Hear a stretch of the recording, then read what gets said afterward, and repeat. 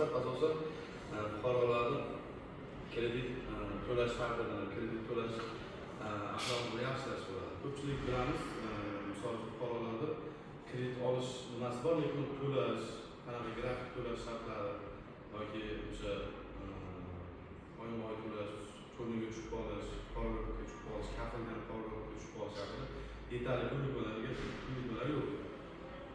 Shularni asosan biz har oyda 3 martadan o'sha tadbirkorlar joyiga borib yoki bank binosida uchrashuv o'tkazamiz.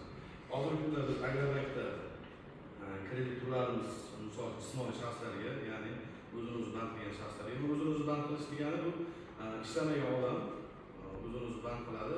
Kreditimiz asosiy nimasi?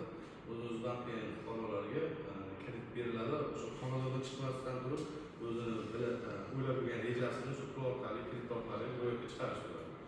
Hozirgi kunda Agrobank Ishton filialida jismoniy shaxslarga biznesga birinchi qadam 12 million so'mgacha muddat to'laydi.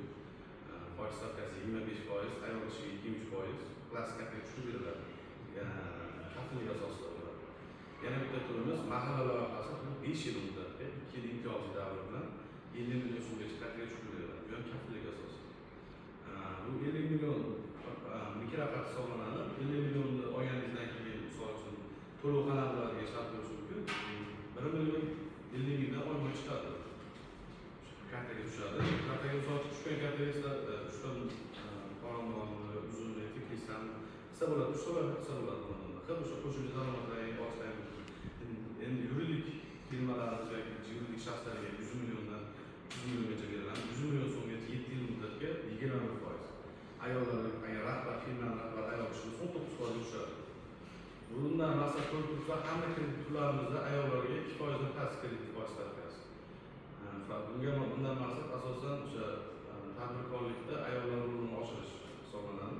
O'shaning uchun 2% dan pastga tushib qo'yamiz.